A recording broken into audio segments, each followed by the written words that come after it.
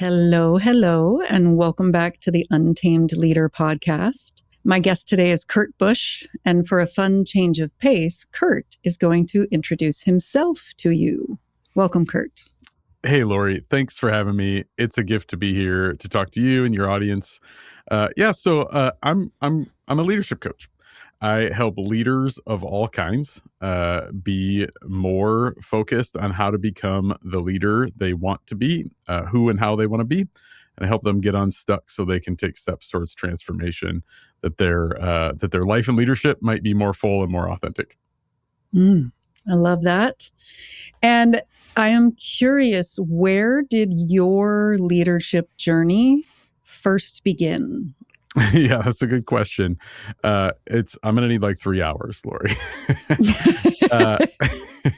When I was really young, I was in my early 20s. I worked in a manufacturing plant. I got a chance to lead a team of people in some process improvement procedures and some teams that were looking to make processes more efficient. That was really kind of my first formal trip into leadership. And I got some really great opportunities from there to lead a production team and then some recruiting processes as well. Mm-hmm. And did it go really well your very first time? Did you have any stumbling blocks or learnings? It did not go well. How did I know? Yeah, how did you know? It's almost like this is a universal experience. No, it did not go well. I held a mental model that said leadership was about kind of being the expert in the room, that leadership meant I had to have all the answers. And I just learned really quickly I didn't have all the answers. And I sort of tried to compensate for that in ways that kind of took me further away from real leadership, trying to kind of fit this mental model that I had. And what were the costs to you and the people you were leading from trying to have all the answers and kind of fitting that mental model? Yeah, I think the easy one for the people that I was trying to lead is that they weren't following me. They could tell, right? Mm-hmm. I thought I was hiding it pretty well. That I was searching for all the answers. I was trying to kind of fit this mental model. I thought I was hiding it. But people are smart. People know, and they could tell that I was, trying to protect myself more so than I was trying to lead. So I think that was the cost for the people I was trying to lead. I think the cost for me was I just never felt comfortable. It never felt like I was actually leading. It felt like I was constantly trying to find the next thing that I needed to feel like a good leader, right? To feel like I could show up well. And what else was in that mental model? I feel like we all kind of grew up with one, and there may be some similarities, and there also might be some differences from the model that you had in your head to the model I had in my head. Yeah, certainly being sort of the expert, but also this idea of authority, this idea that I was the boss, that I had the authority to be listened to just because I was leading something. That really undermined relationships. That really undermined the work that I could have been doing to try to build trust and build collaboration and build culture. I was really kind of focused on exercising my authority to get the outcome that I wanted. Yeah. And I would imagine that you moved on from that leadership experience and then possibly had a couple of other pivotal ones along the way. Can you share some of those pivotal experiences and what you learned from them?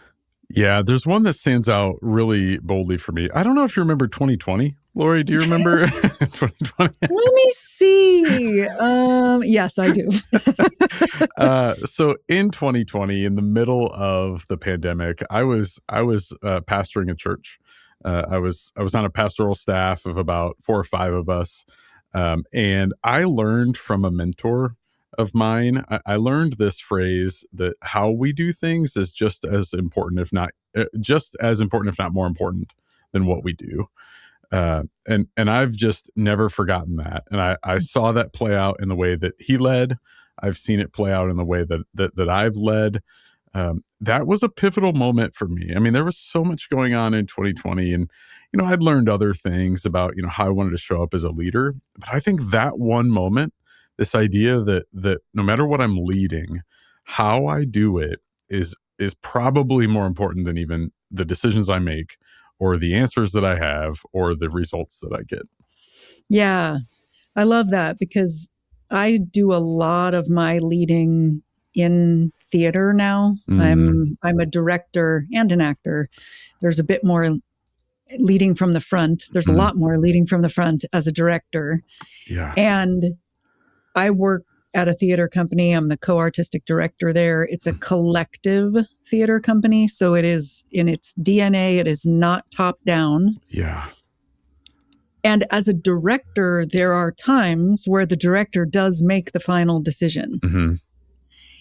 And how that moment happens is really key. How the moment happens and also how we get there so that it's not, my style is very much not dictatorial, including, when I was a kid, there would be directors who would tell people where to move. Like, you haven't even done the scene yet and the directors are prescribing where you move. Yeah. And that could not be further from my natural born way of doing it.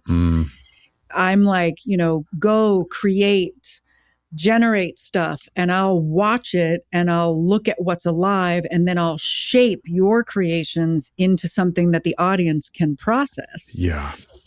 And when we make the final decision of, no, I'm not going with Nancy's suggestion, I'm going with Bob's suggestion, how we deliver that and how we get there makes all the difference in the world. Yeah. Yeah. 100%. Can I ask a question about what you just said?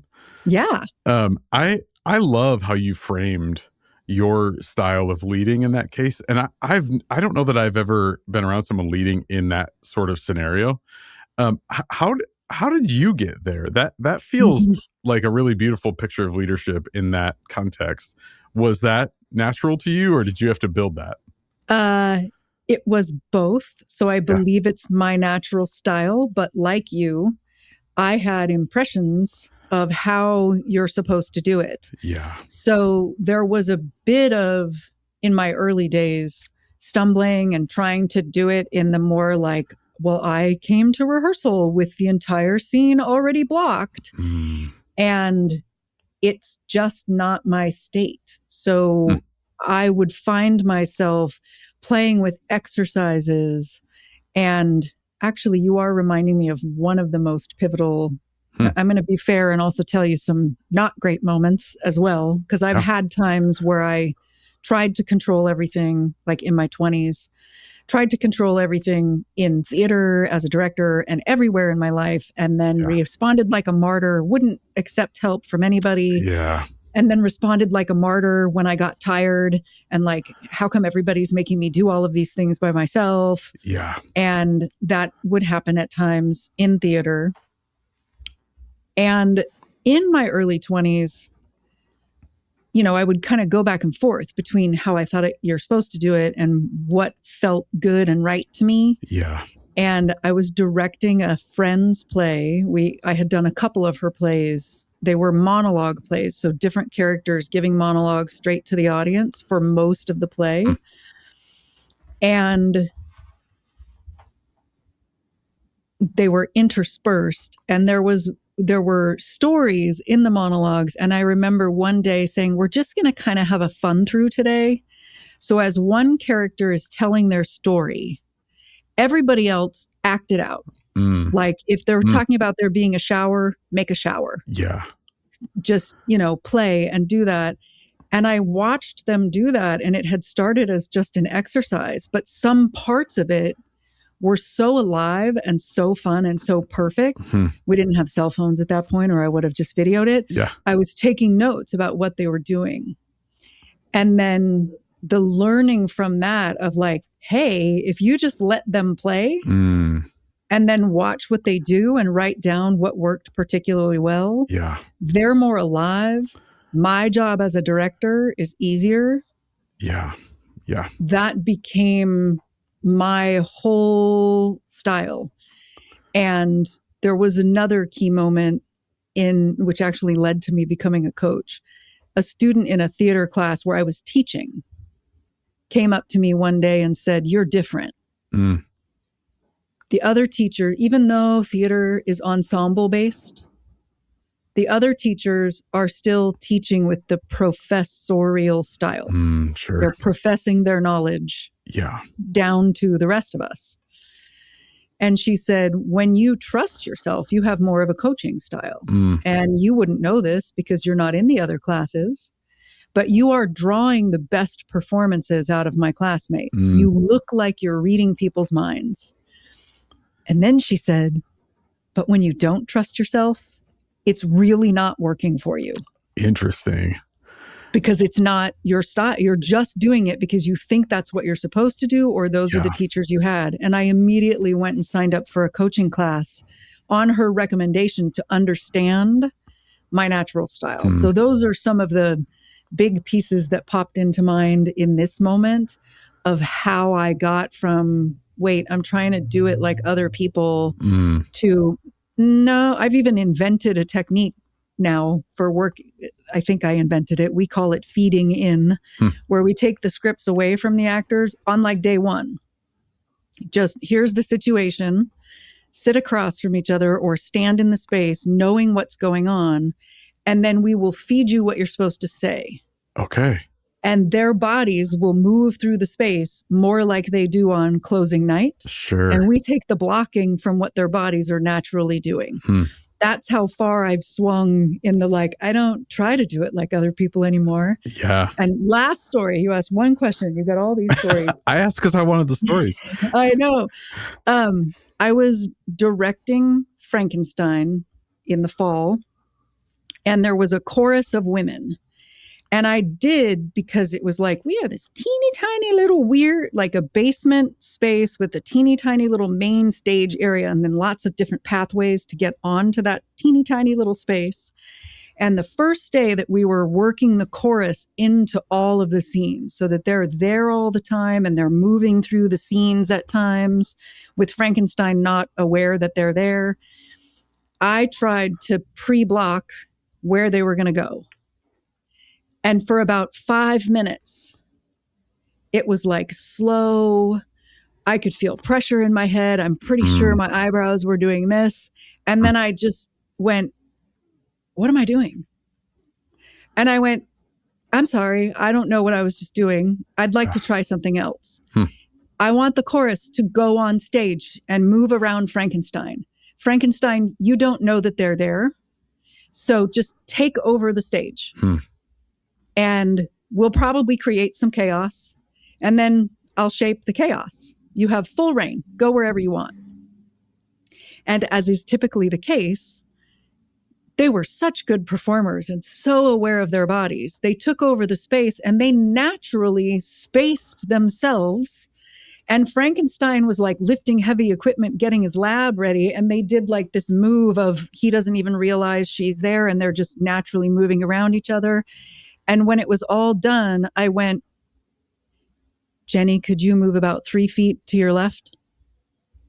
Okay, that scene's done. So it was about 45 seconds when I let them make a mess. Not all of them worked out that perfectly. Some of them did have a little bit more of like, you need to move this way, you need to move that way, you need to take a different path. But that one was like, it's the universe's way of coming in and going, stop trying to control it all. Because when you tried to control it all, it was like 5 minutes that could have been hours of hard work and wasted time, and you wouldn't even get there. And then it was about 45 seconds of just run the scene and let's see what happens. I love that, Lauri. Thanks for sharing. I love that. Yeah. So back to you.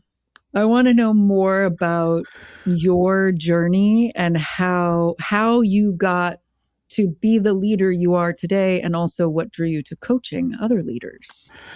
Yeah. Well, I had a lot of really good mentors and good coaches myself. Like I can point, like my leadership style, I can point to a couple people that just really invested deeply in me. And this leader who taught me how I do things is just as important as the results. Like I just I'm so grateful for the way that he helped me kind of live that out and see how important it was to like be the least anxious presence in the room. That's something that's really important to me. The value of curiosity. This person taught me, like, be curious. It's okay to be curious. Be curious first. There's lots of time for certainty later. Be curious first. So, I mean, those, again, I can't thank those people enough, and for giving me a chance to like lead in places that were safe, to try things on. Right. I have a question. Yeah. I'm interrupting the flow. No, that's okay. Go ahead. I found myself curious about the relationship between curiosity and being the least anxious person in the room. Yeah. Can you ask that a little differently? Yes.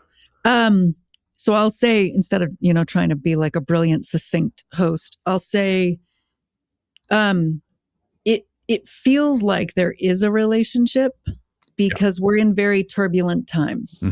So it would be really easy to be the most anxious person or one of them in any number of rooms, even as a leader right now. Yeah.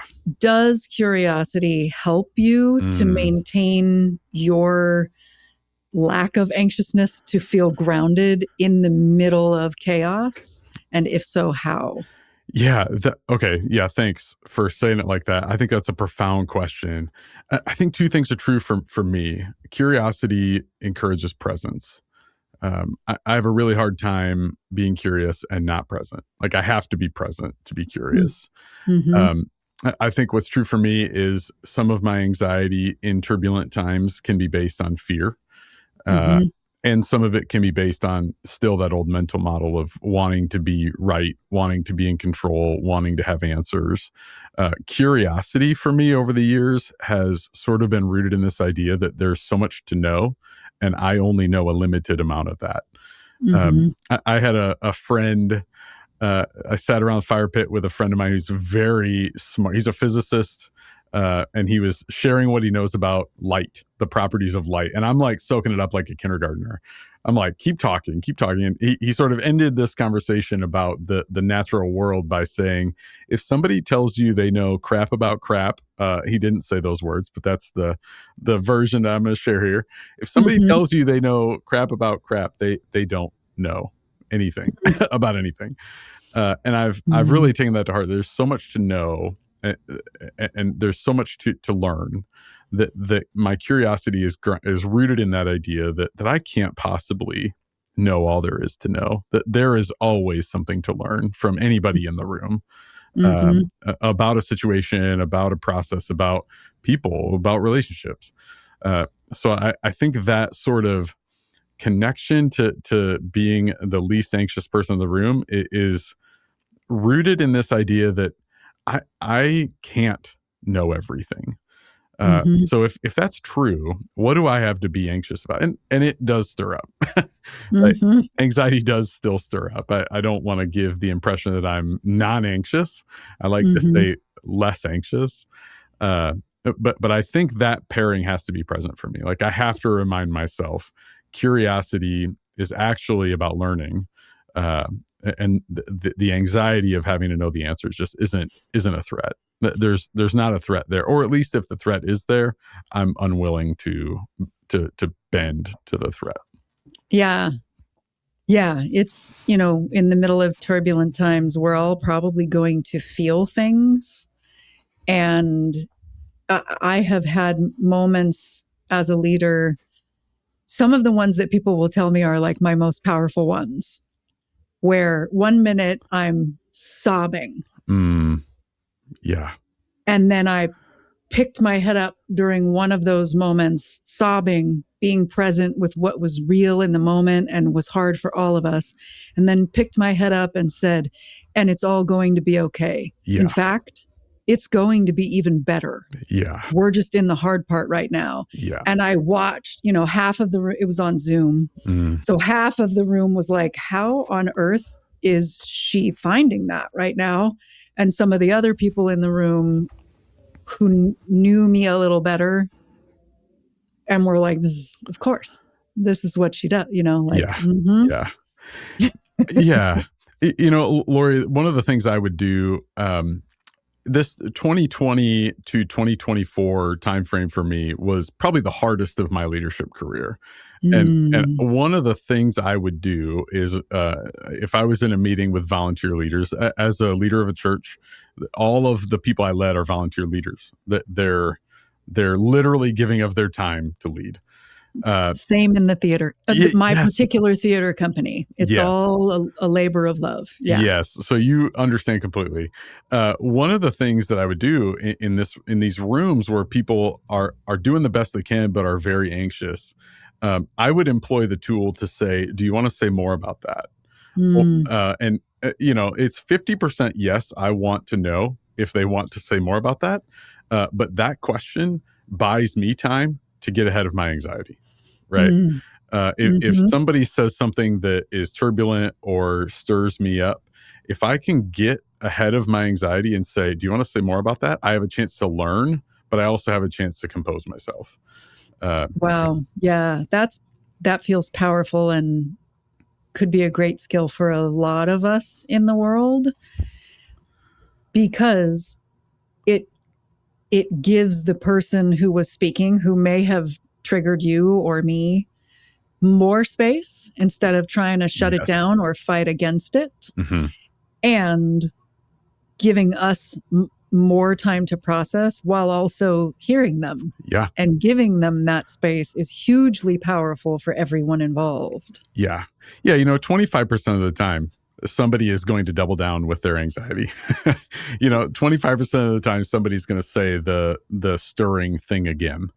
Mm-hmm. But 75% of the time, when I think when we as leaders welcome people to think more deeply, to continue their thought process, I just have seen, 3 out of 4 times people are going to kind of work themselves through whatever they're saying that makes them feel anxious.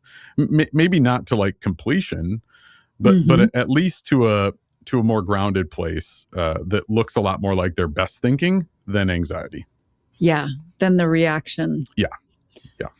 During the pandemic, I was reminded of there's the Viktor Frankl quote, "In between stimulus and response, there is a space." Not just Love that. reminded of it, but like really deep. I'm a spiral, Yeah. keep learning the same life lesson again and again and again, Yeah. for better or for worse. And most of the time when I'm learning it again and again, I'm learning it in a deeper and deeper way. Yeah.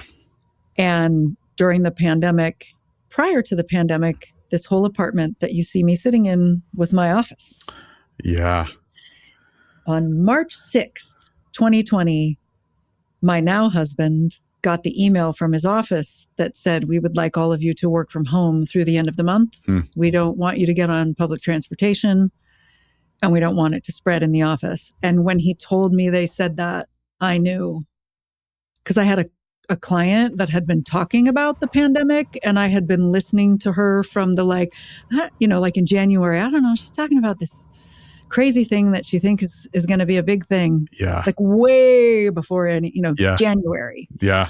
And I was like, just, well, what does your intuition say? Well, what do you notice about your energy? Well, what feels right to you? All those things to help her do what was right for her. And when he said they told us not to come into the office through the end of the month, I went, and my mind was replaying all the stuff that she was saying, more from the totality of the picture that she had been painting and things I'd heard on the news by March. And it was like, oh, this is over. Yeah. Like, you're never going back to the office again. Yeah. Yeah. So there was a lot of, when you're, not just in the same space, but there were fires out here that made it unhealthy to go outside and breathe at the same point, in each other's face all the time.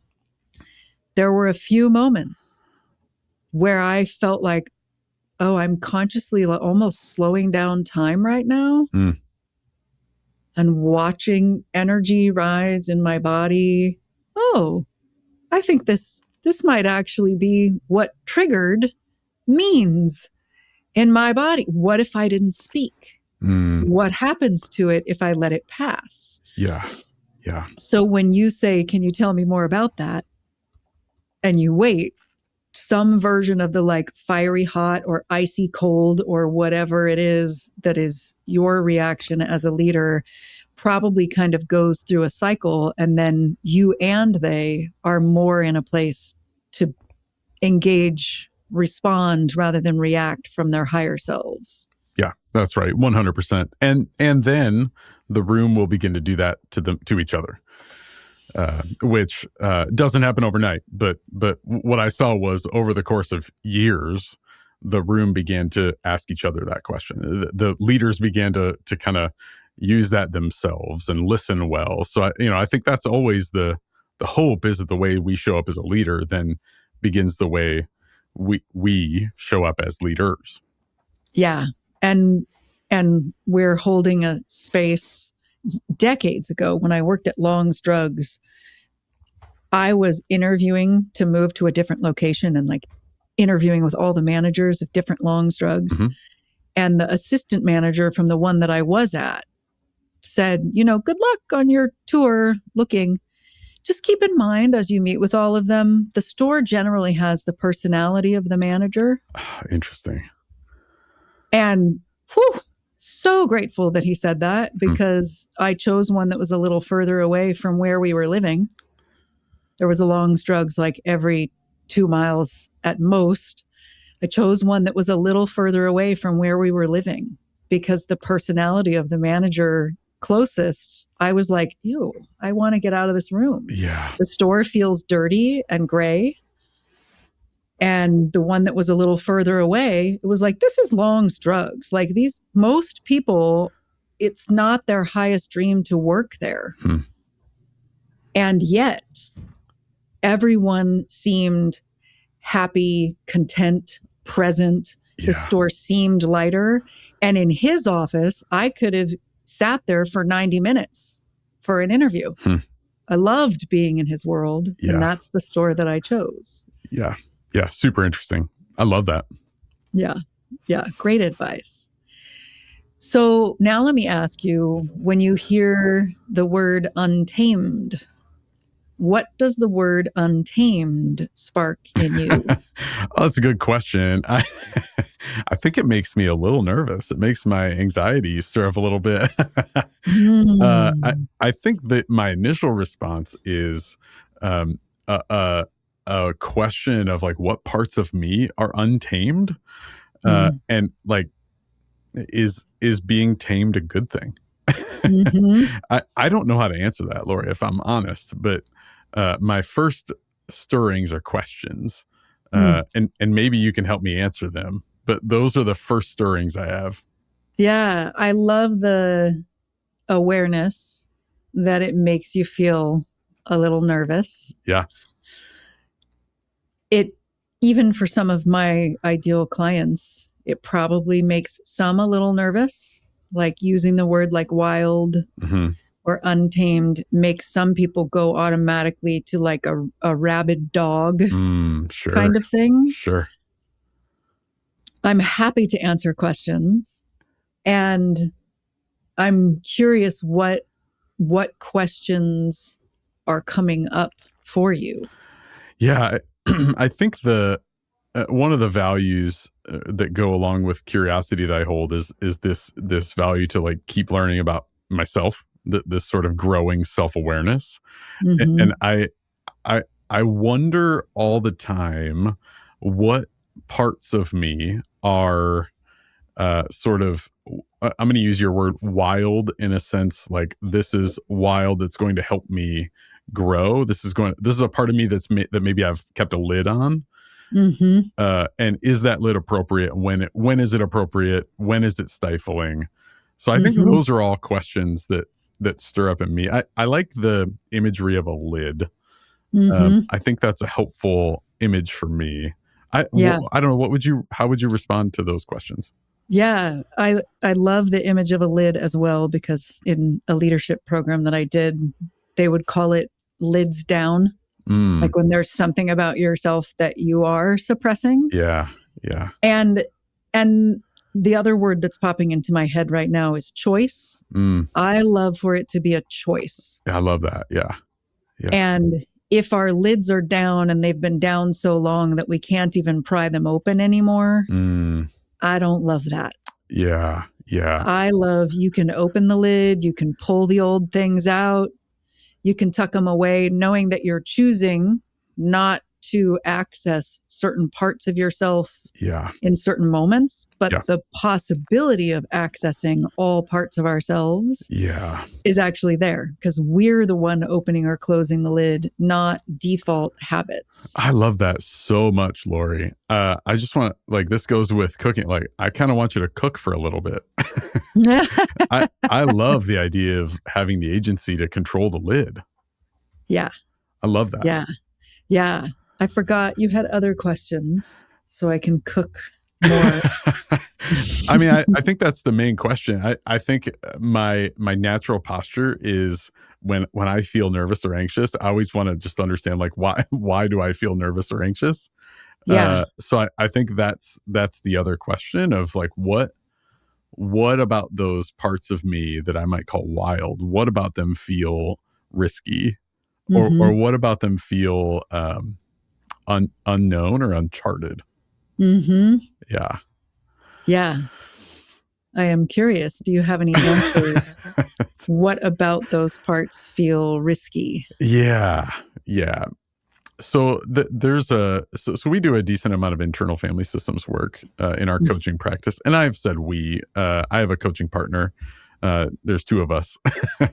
So if I say we, like, he's not in the room. But we do a lot of internal family systems work around parts and integrating parts. And I know there's parts of me that I've exiled, that I'm doing some work to welcome back. And I what I know is that those parts that I need to welcome back are often exiled because I'm a people pleaser. Because I care deeply about what people think of me and how people perceive me, and how people experience me, often to the detriment of how I prefer to show. Well, not often. In the past, I would say often, at the cost of how I prefer to be. Yeah. So I think that level of, like, we would say clear is kind, that kind of Brene Brown posture that says clear and direct is kind. Those are probably the sort of parts of me that I think, like, man, what if I could welcome them back a little more and let them be a little more wild and untamed? Let them have a little more roam, if you will, if I can use that wild imagery a little bit. Yeah. I love that. I can tell you the history of this becoming the Untamed Leader podcast. There was a moment in my leadership training where we did ropes courses, and I was the one initially, like, doubling over and almost vomiting, even looking at the tree. Like nervous, scared? Terrified. Okay. Like, viscerally, I was looking up the tree we were going to climb. And and I did it again because I was, like, on the ground trying to move past the threshold or whatever that was. Yeah. And I couldn't do it on the ground. As I looked up the tree, because it was a very, very, very, very, very, very, very tall tree. And I would get to a certain point and I would double over and start spitting. As I never actually vomited, but I really thought I was going to. Yeah.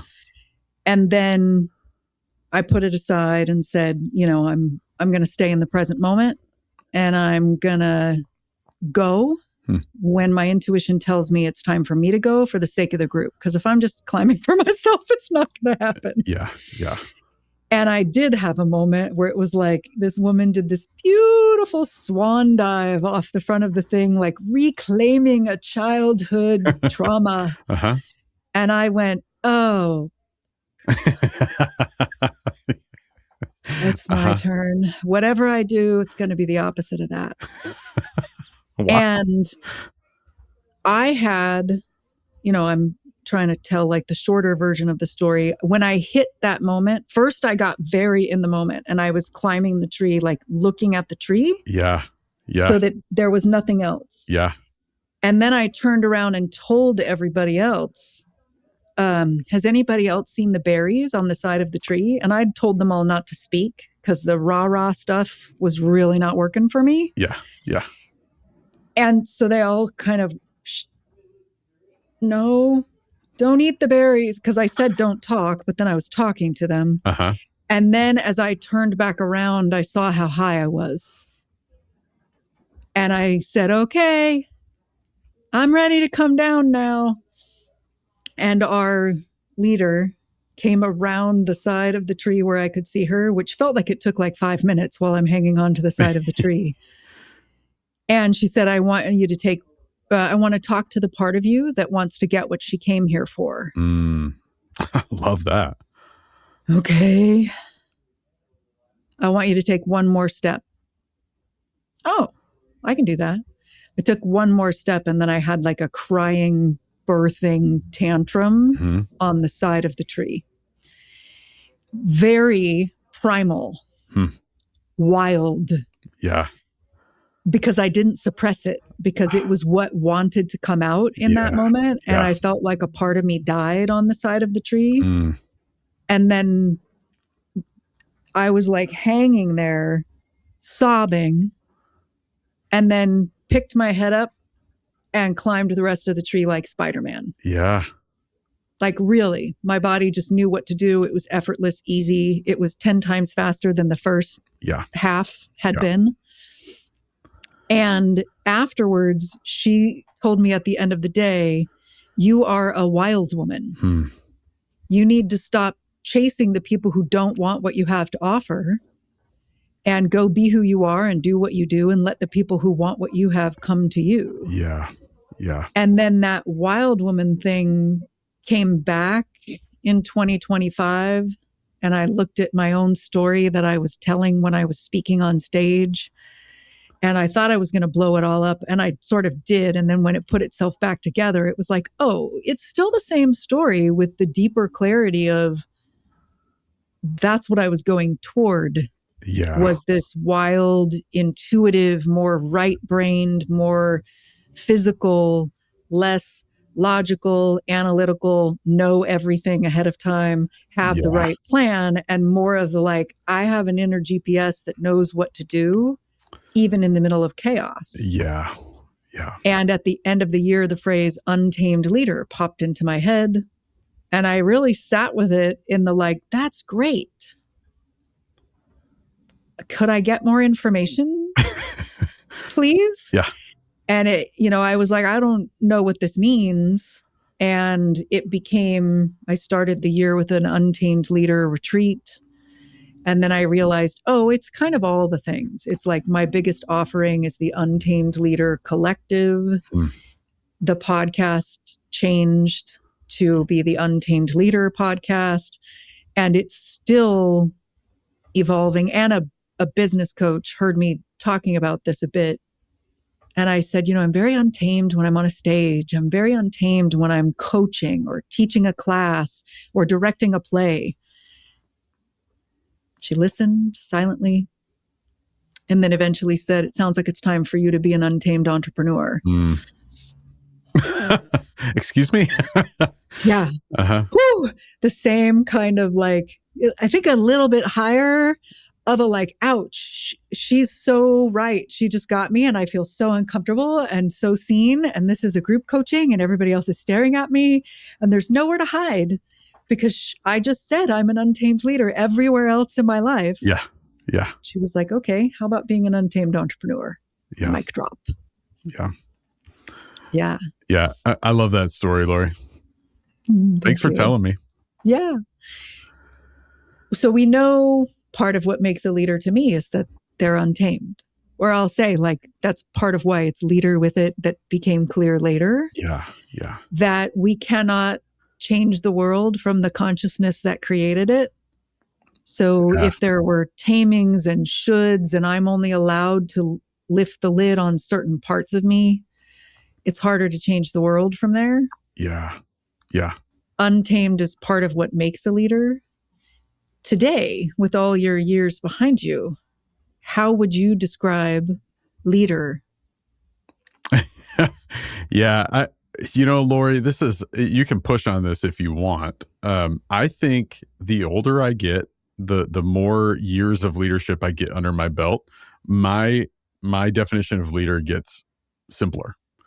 I think today, and please push if you want, I think today a leader is simply anyone with somebody following them. Uh, I I don't know how else I would define it, because there's an inherent sort of um, self policing. I don't know if I like that word, but a self selecting that if I am a leader worth following, people will follow. Mm-hmm. If I am a leader not worth following, people, like, I'll look behind me and there will be nobody there. Mm-hmm. So I understand there's a lot of nuance in what I said about, like, a leader is just someone with people following them. I Mm-hmm. think that includes the nuance to say, if I am authoritative, dictatorial, as you said earlier, if I am, like, living those parts of leadership, it's not going to be long and there's going to be nobody behind me. Mm-hmm. So I do think there's an inherent, like, a leader is someone who can build trust, someone who can listen well, someone who can be curious and vulnerable. Mm-hmm. But I think I would just boil all that down as a leader is simply someone with someone or a group of people following them. Mm-hmm. I love that. I love the simplicity. And I started to see, like, the other things are threads, or, like, that's the root. Yeah. And they can influence, they can inspire, they've got a vision coming off of it. Yeah. Yeah. Yeah. Yeah. I want to resist, like, every part of me feels like I can name, here are the characteristics of what I think a good leader is. Mm-hmm. And I think that works itself out when people follow. Like, Mm-hmm. I think in 2026, there are people that I follow, right? We all follow, even leaders follow other leaders. And Mm-hmm. if they begin to do the things that we've talked about all along, the sort of authoritative leadership, I'm not going to follow them. Mm-hmm. So while those are certainly characteristics of good leaders, I think they're probably characteristics of good humans Mm-hmm. before they're characteristics of good leaders. And maybe that's oversimplifying too, but I tend to think of these as less of, like, here are the characteristics of a good leader, and here's what it means to be someone worth following. Mm-hmm. Yeah. And sometimes the people with those characteristics will have a lot of people following them for a long time. And in other cases, they might have less people following them for phases where they Yeah. go in and out of being the Yeah. one that people are following and following others for a while, Yeah. and then come back and now all of a sudden they're leading again. Yeah. In the church world, Lauri, now I don't swim in these waters anymore, but there are really charismatic leaders who have a lot of people on the surface that look like they're following them. But there's this sort of proverb in the church world that says, who's the best pastor or preacher? It's probably the guy down the street with 10 people in the building on a Sunday morning. Like, that's probably the best leader / pastor / preacher, And I think that's often true with leadership too. Mm-hmm. Like, there are a lot of charismatic folks in leadership that seem to have a lot of people following. But yeah, I think sometimes maybe the best leaders are, like, the quietest leaders with people following them really closely that maybe we don't even know, Mm-hmm. Yeah. I love that, because I often have small rooms, and in 2023 or 4, somewhere around there, I realized, because if I stop comparing myself to the people who've got whole, there's a word for it, I can't think of it right now. If I just do what I feel is right, particularly when speaking and your voice is involved, those intimate rooms where you get all the benefits of one-on-one stuff in a group are far more powerful and exciting. Like, with 9 people in a room, my acting teacher knew me as well as if I was a one-on-one client. Yes. And so I started going toward that, and still frequently beat myself up if the room is really small, instead of going, these people are really dedicated and ready to go. Yeah. 100%, Laura. I love the way you frame that. All right. I could talk to you forever. Yeah. And I want to ask you, for people who are driving their car, who are not seeing the show notes where this will all be, where can people who want to follow you find you? Yeah, our website is the best place to figure out who and how we are. Our website is brimstonecoachinggroup.com. And if I may say a word about the name, Yeah, I got curious, so please do. Yeah, most people do, Lauri. We are not marketing people. We probably should have talked to marketing people before we named our practice. But we believe in transformation. We believe transformation is possible. And as you know, butterflies are the only living creature that experiences a literal transformation in life.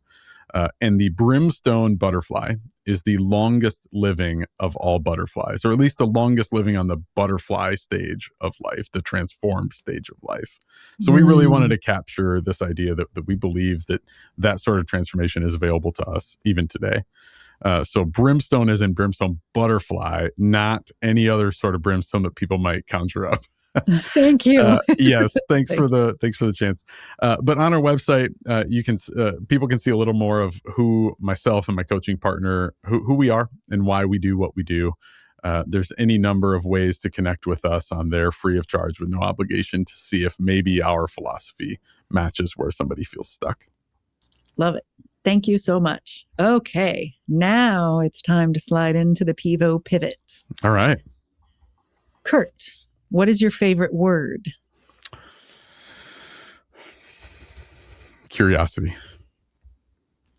What is your least favorite word? Curiosity. Because it's hard. Yeah. What turns you on creatively, spiritually, or emotionally? Music. What turns you off? How do I want to say this?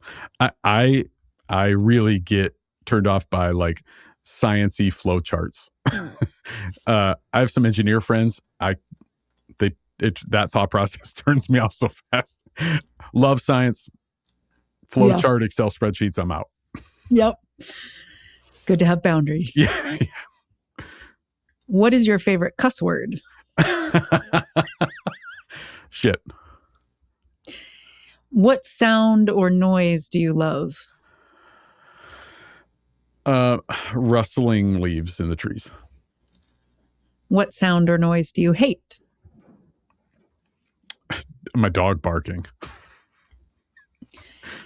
What profession other than yours would be fun to try?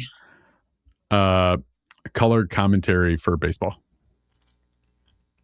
My husband and I have this, it could happen one day. So if I say this here, I'm going to say it anyway. Yeah. We will pause sports shows to talk about sports. And one day I turned and said, we should start a podcast called Two No Names Talking Sports. Yes, I would listen. I'll be your first subscriber. I love that. Awesome. What profession would you not like to do? Teaching kids, I should say. Teaching kids. Yeah. Yeah.